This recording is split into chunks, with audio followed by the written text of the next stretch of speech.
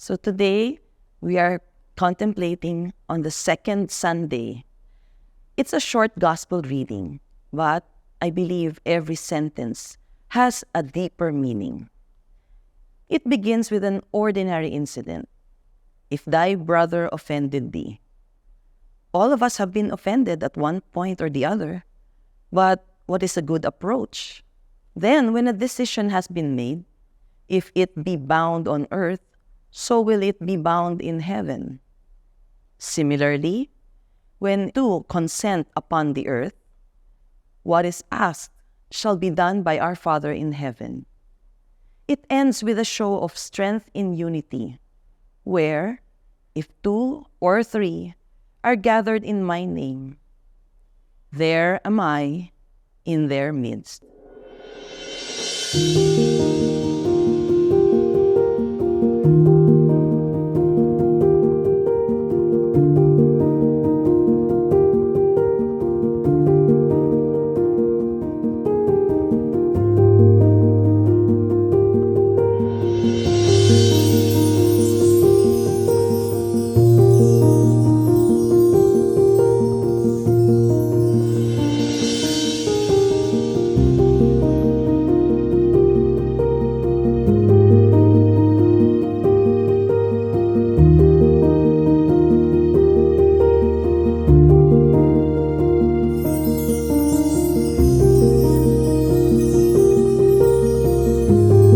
When someone offends us, how many of us will recourse to talking with the offender alone?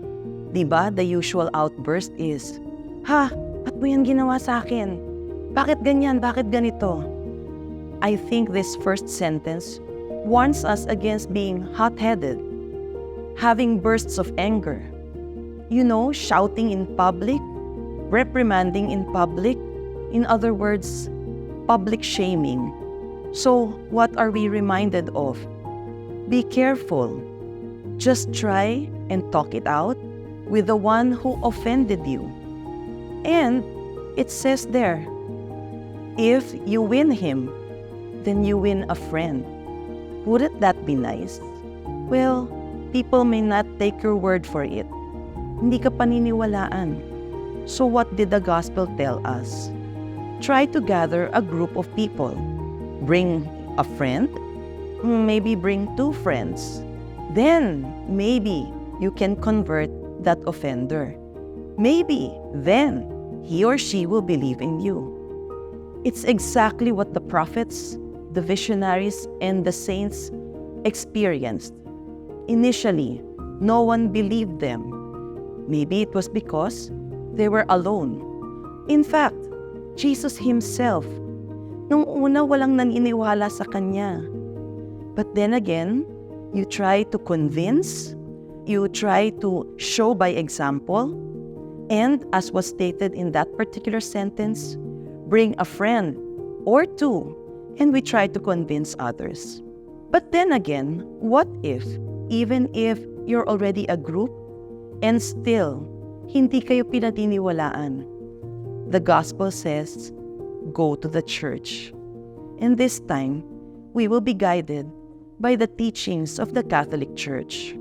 But the problem now is, are we following the teachings because it's easy to follow, it's practical to follow, it's something I like to follow, or something that I should follow?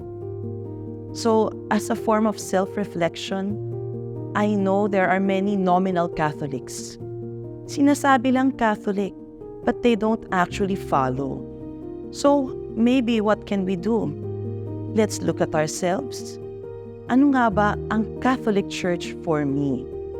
The Church, God, Jesus, they have our backs. Tayo ba? Do we have their backs? Are we here to fight for the teachings of the Catholic Church? Are we here to follow whatever Jesus instructs us to do? Well, going towards the end of the gospel, they also said that where 2 or more people consent to something, or they ask of it here on earth, it shall be done in heaven. Si Lord daw ang bahala sa atin. As long as 2 tayo or 3 tayo na humihingi kay Lord. And I think this time, we are shown the power of unity or the strength in unity. If 2 or 3 are gathered in His name, God will always grant us. But, ito kasi yung malaking question. Bakit kung minsan yung gusto ko, hindi yun ang binibigay ni God? It's because we do not think in the same manner as God does. So He will give us what He feels is due for us in God's perfect time. So inulit-ulit, 2 or 3 gathered in my name. In fact, we often hear this at the start of some dissertations. Some speakers would always mention this. But as an ending, really, are we alone? Are we ever alone? Honestly, I feel we are never alone. We have our loved ones who have gone ahead. We have spiritual beings, the saints, the martyrs. We have our Mama Mary. We have Papa Jesus. We have Papa Joseph. We have God. We have the Holy Spirit.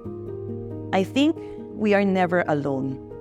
So when 2 or 3 are gathered, I believe we are always 2 or 3 or more gathered. And I'm pretty sure God, Jesus, is in our midst.